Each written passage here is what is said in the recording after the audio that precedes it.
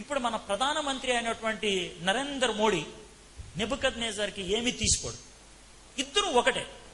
Nebuchadnezzar egoist, Narendra Modi egoist.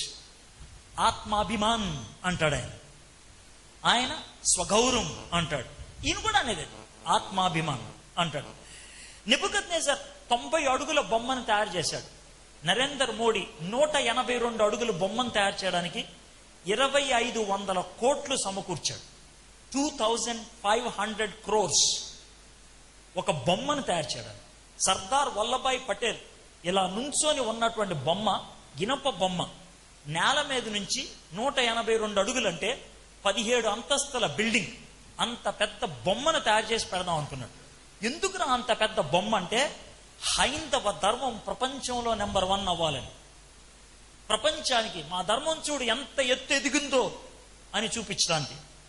న్యూయార్క్లో ఉన్నటువంటి Liberty statue కంటే పొడవు, దుబాయ్లో ఉన్నటువంటి బుర్జ్ ఖలీఫా కంటే ఎత్తు. ప్రపంచంలో అంత ఎత్తైన బిల్డింగ్ ఇంకొకటి లేదు. ప్రపంచంలో అంతకంటే ఎత్తైనటువంటి నిర్మాణం లేదు. మేము నెంబర్ 1 అని చూపించుకోవాలనేటువంటి ఆయన ఆశ.